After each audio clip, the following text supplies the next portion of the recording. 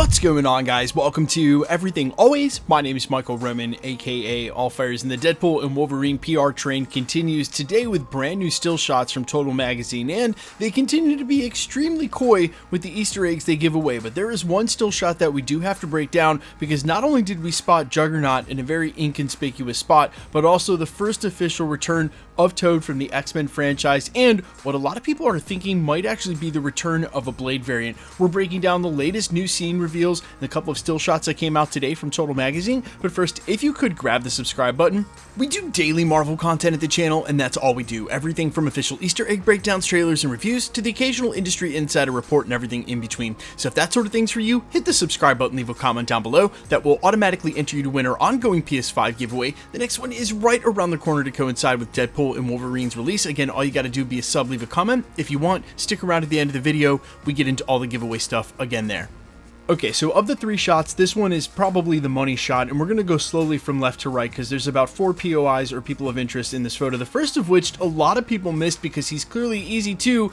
Juggernaut is standing clearly right behind Wolverine, and yes, I understand Juggernaut should be much bigger than Wolverine. Wolverine shouldn't be taller, and yes, he's standing in front of him, but only slightly, but you can clearly see Juggernaut's helmet to the right, and the rest of his padding on his glove to the left there. Juggernaut is standing behind Wolverine. Now, next over, some people are saying that this is actor Omar Sy, the same guy who played Bishop in X-Men Days of Future Past, and I gotta admit, it does really look like him, but not a lot about what he's wearing screams Bishop, other than the fact that his hat is red and he does sort of have blue and yellow on, but I don't know if I'm willing to commit this as Bishop. We'll have to wait and see on that. Now, obviously, standing right to the right of Deadpool, or the left, Deadpool's right, our left, you can see Ray Park's Toad. For a while, we had known he was going to be in this film from some of the behind-the-scenes footage. That's his first official look, though, and clearly it's him. It's Ray Park as Toad, returning from the X-Men films. And this is the real interesting one. All the way on the right here, people think that they see a variant of Blade. A variant of Blade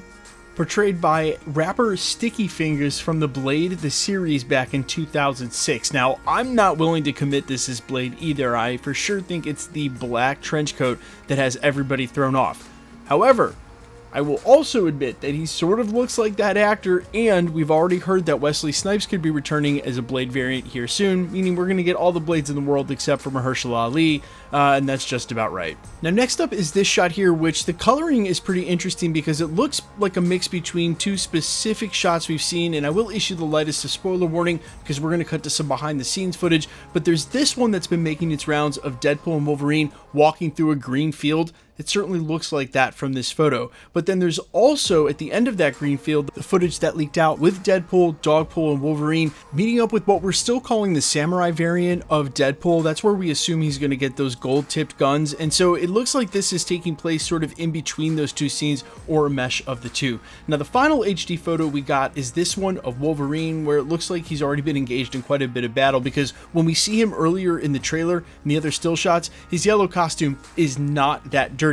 But in the background, into Wolverine's right, our left, you can actually see a close-up but slightly blurred shot of the Fantastic car from the Caravan. We haven't seen it that close up yet in the trailer. Now, one rumor I want to talk about while we're set on this photo of him in his yellow costume is one that we probably wouldn't cover in a separate video, but seems like it's good enough now to talk about it, considering we have a still shot of him in the costume. It's being said by certain industry insiders, and again, we'll leave this in rumor mill, grain of salt territory, that those previous headstones that we see are not variants of Wolverine. They're rather his X-Men, and from that universe, his mutants he failed to save. And him wearing his yellow costume is actually symbolic of the fact that his old X-Men team, and from that universe, always wanted him to wear it, and he wouldn't. And now that they're gone and he's let them down, that's why his yellow and blue suit means so much to him. That's why he's wearing it now. Symbolic of not being able to save, and or homage to them.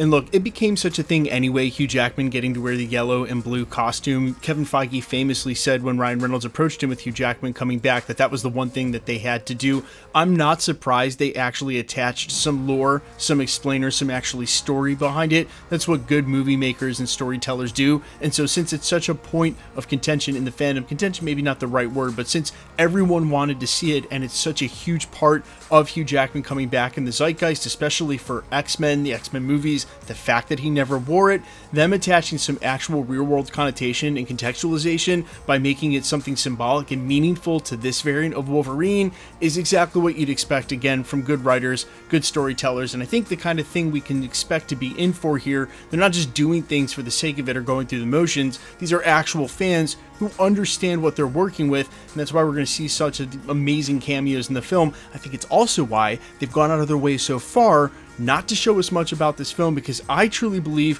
what's going on in Cassandra Nova's base is actually just the second act of the film, and we don't have any idea what's coming yet in the third. Definitely a topic for a separate video, but you guys let me know all your thoughts down below. How hype are you for this film? Do you think that happens to be Blade in the corner? I am all ears as always. Quickly, let's get into the giveaway stuff before I let you go. Okay, we're still giving away PlayStation 5s here at the channel, and we're going to continue to do that until the PlayStation 5 Pro comes out, or we just switch over to the PlayStation 6. Some of you have asked. We, of course, are going to give away tickets to Deadpool and Wolverine when we get a little closer to a couple of weeks before that film comes out.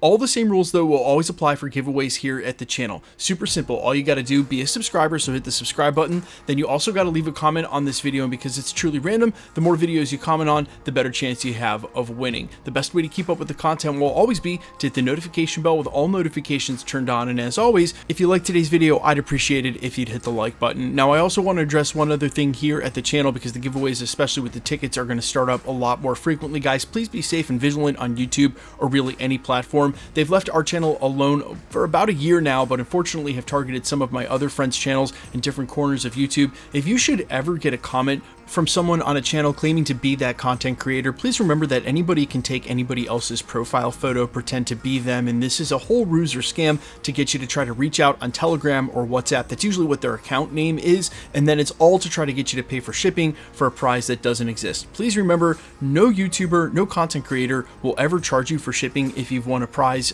and really, you should never give your information out on a third-party app like Telegram or WhatsApp. It's just not a safe thing to do. If you should get a comment like that on YouTube or any other platform, while you can notify the content creator, I assure you, especially when this was happening here, the content creators, we know it's happening, and we're doing everything in our power as fast as we can to delete those comments. Trust me, guys, back when this was happening at the end of 2022, I was spending 2 hours a day, 1 hour in the morning and 1 hour at night, deleting the comments. The quickest way, the biggest way to help the community and the content creator, guys, is just to report the comment to YouTube. They are very swift about deleting that account, and then not only does that comment go away for you and anybody on the channel, but anywhere they've commented across YouTube, and while they do just create new accounts, YouTube has gotten much better about deleting them faster. So again, if you should ever get a spam comment claiming that you've won a prize, please remember, it might be a scam. To be safe and vigilant, and if it is, report that comment to YouTube. Guys, my name's Michael Roman. You can find me in a couple of places, Instagram and Twitter at I'mFires. You can also find me on Spotify, YouTube, Amazon, Apple, iTunes, wherever you listen to original music under the name Allfires. And while I sincerely appreciate you checking my music out,